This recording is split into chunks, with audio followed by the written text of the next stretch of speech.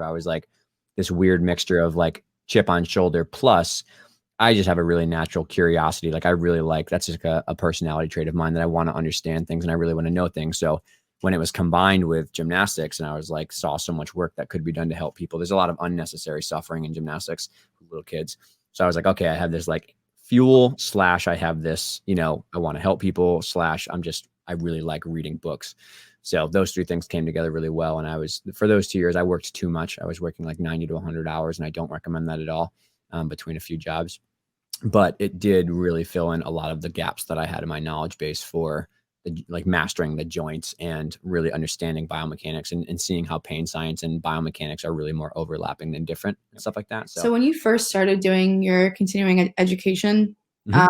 how did you like not fall into the hole of like I feel like when I see something new in research, I get like really passionate about it, and then I look up all this stuff about it, but I don't want to pigeonhole myself into like if I just did the SFMA. I totally did that and I learned from my mistakes. Yeah. I went to I don't know when I took it. This might be a later example, but I took a needling course and studied everything. And then every single person who came to my clinic got needled for like a week, you know? And I was like, people were like, I don't want this. And I was like, I think it's good for you. The research says it. And they were like, I'm leaving. And I was like, okay.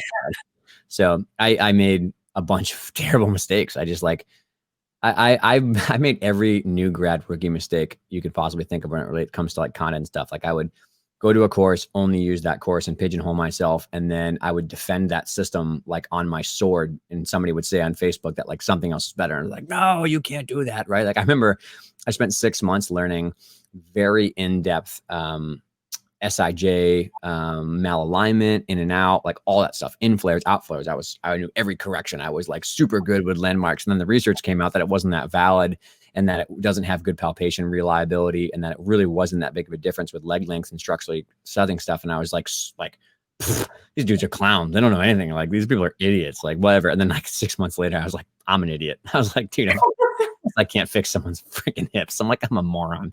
And I was lying to myself with their position. And I was like palpating through just like skin. And I was like, yeah, I definitely fixed it. Yep, definitely. And they're like, my back still hurts. I'm like, I definitely fixed it though. You know, like just stupid stuff like that. And so I just got more of an ego check during those 2 years and focus shifted towards athletes. And I think that the rules don't change, but how you apply them do when you work with high level pro athletes that are doing things in sports that are extremely high force. And so I started to shift more into like the world of biomechanics and pathomechanics and really in-depth knowing the joints well, which I didn't before because now I needed to know more about the force velocity curves and about sports and strength conditioning and stuff. And so I kind of organically moved more towards treating that way. And I treat both now, depending on what people present in front of me.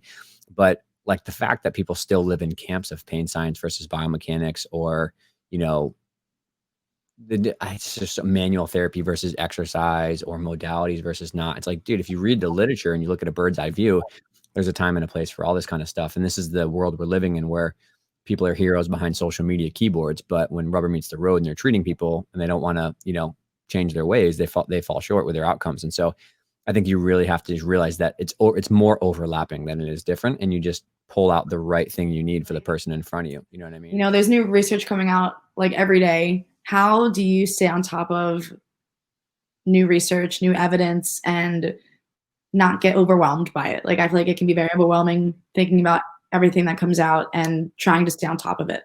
Yes, I have academic ADD like no one's business. As you can see from probably the shelf, I buy books and I read a whole bunch of them and I get distracted because I read other things.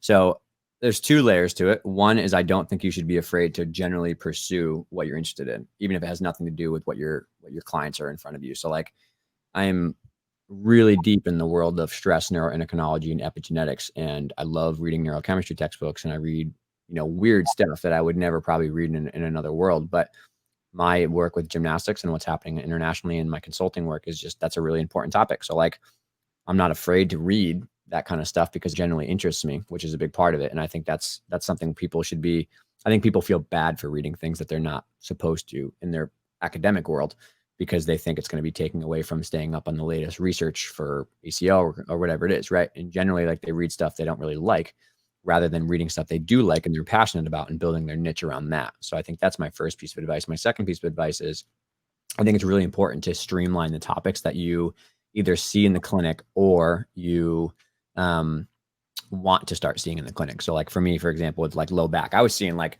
6 of my 14 patients were low back patients, right? From all walks of life. And I was just like, I have no idea what I'm doing. So I read all of those books because I like found that those were necessary. But at the same time, I knew I wanted to get more into the athletic shoulder and gymnasts and stuff like that. So that's why I took Mike's course. I wasn't seeing a ton of gymnasts for shoulder problems, but I was genuinely interested in that because I know like guys have a lot of problems with their shoulders and Question gymnastics, is, right? So when do you find time for all this? yeah. You're like so busy. Yeah, this starts to morph into a conversation more about, personal values and what you want to do. But number one is I have help that allows me to do this. Mike and Lenny are amazing, right? So they allow me a lot of flexibility and time to do this, and they value it. So I value it. They help pay for courses when we go to places and stuff like that. So that's a big part of it. But yeah, man, there's no golden answer about this. You want to do it or you don't. I mean, you either make time for it or you don't. Do you want to watch 2 hours of Netflix a night, or do you want to go to bed an hour earlier and wake up so you can read some articles? That's what it comes down to. Do you want to spend all your money at the bar buying rounds for your friends every weekend, Thursday, Friday, or do you want to buy more textbooks? One less night at the bar for 2 months, you buy a textbook. One less hour of Netflix instead of 3. You wake up earlier and you feel better and you don't feel like crap all day in the clinic. And so early Dave was spending a lot of money on things he didn't like to impress people he didn't want to be with. And so I accumulated debt and I didn't have a lot of money to spend on things that I cared about. And then I was like, this kind of sucks. I work for half my life. I'd rather not feel crappy at work because I don't know what I'm doing and I'm tired. So I'm going to party a little less and I'm going to read a little more and I'm going to work out a little more instead of spending all my time elsewhere. And that helped a lot for my personal life, but then also it helped me accumulate the ability to buy stuff. And with my company, I haven't taken a paycheck in my company in 8 years. Where do you see yourself in 5 years? Oh my God, I knew you were going to ask that. I can feel it in my bones. I felt it in my bones. Yes. So I had a plan and then #COVID. So my original plan, and I was either I had a lot of traveling offers to speak. I had a lot of traveling speaking offers here in the States for colleges, but I also had a lot of offers in the UK and Australia and some other places. So originally my plan was going to be to take a 3-month sabbatical and do that. I was going to start in the UK, go through Asia, kind of Australia, and then bounce around colleges and like other gyms and stuff. Not because I wanted a grand world tour, but like the gymnastics world just really desperately wants more education and more information. And I feel as though my unique perspective, not that I have the golden answers, I have a lot of friends in the space now that I think I could collect together and give people a lot of really useful tools. So I thought about that as like, okay, I can travel. I can kind of, get this little travel bug out of my system. If I really wanted to like just Jeep life, up and down the coast and just kind of like feel how that goes from whatever. So I thought about doing that, but that's not going to happen. The other option I was going to do is I was actually considering, and I still am considering, getting a PhD in neuroscience to study stress, endocrinology, and epigenetics in youth sports. So all the geekiest of the geeky stuff, I'm very interested in that. And so that's still on my mind, but it's looking less like I want to do that because I just like being clinical and I like having freedom to learn. And I don't want to spend 3 years in a lab somewhere doing research. So I don't know. I might do a different route with that, but yeah, I don't know. I wish I had a better answer for you, but I see myself continuing to always treat, because I think that's kind of in the trench work. Even if I take a break, I feel as though I have an important social responsibility to help the world of gymnastics with the things that I've learned and the things that I can offer. So that's kind of in the realm. And then eventually, I don't know when it's going to be, but when the time of life sets into place where personal life and, whatever it happens, dating girlfriend, whenever that comes, is like more important to me, I'm probably going to pull the trigger and just like stop working like half as much and just spend all my time with whatever that happens. I have no girlfriend, kids, married, whatever, but like that's really important to me. And so when that time comes, I'm going to be like the ultimate dad life, like minivan, rocking the jorts, like it's going to be bad, right? Like I'm going to be the biggest soccer dad. So I'm not sure if I want to go back home and try and look for a job or stay down south. I really don't know. I have 2 pieces of advice. One is more on the business and tactical side of physical therapy land, and one is more on the personal life one, if you care to hear them. On the business side, live closer to home, live at home maybe for 2 years, save all your money, don't buy stuff, go out and have fun when you want to, but like pay off your loans as fast as you can. Yeah. Like just chop that stuff down, because you get your first paycheck and you're like, yeah, let's go. Right. And then it's comes a slippery slope where you start living a lifestyle that really gets away from you. And that, I only say that because that's what happened to me.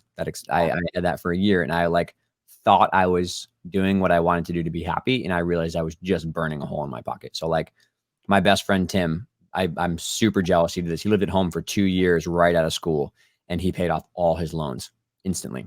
And it was the best thing he ever did. He was 24. He was in PT, he was computer software, but he was 23, 24, debt free. And he could do whatever he wanted. So like, take it on the chin, pay a lot of your loans off, live home, live humble, whatever it is, or live in an apartment with like 3 people, and just like pay off super cheap. I think that's the best approach that people, especially in physical therapy or the medical world, should do. And I think it's the opposite of what America tells you to do. So people don't want to do it, which leads to my second point is whatever you do. And I'm just now learning this now. Do what you want to do, not what you think you're supposed to do. Like supposed to life is killing so many people. I'm supposed to be this. I'm supposed to get this job. I'm supposed to make this much money. I'm supposed to date this person. I'm supposed to get married because I'm 30. I'm supposed to have a kid. Like it's just like crazy, and it's screwing so many people. And I think a lot of young PTs that I see are doing, I'm supposed to go to a residency because I just need those 3 letters behind my name. I'm supposed to buy this car. I'm supposed to get in an apartment. Like, it's like, dude, who cares? Like, whatever. It's totally fine. Like, there's no path. There's no place to go. Like, carve your own way through the weeds. Like, yeah, don't kill anybody. Like, probably don't like go to jail. But like, for the most part, like, stop doing what you think you're supposed to do and just do like what generally makes you happy, which I wish more people would do.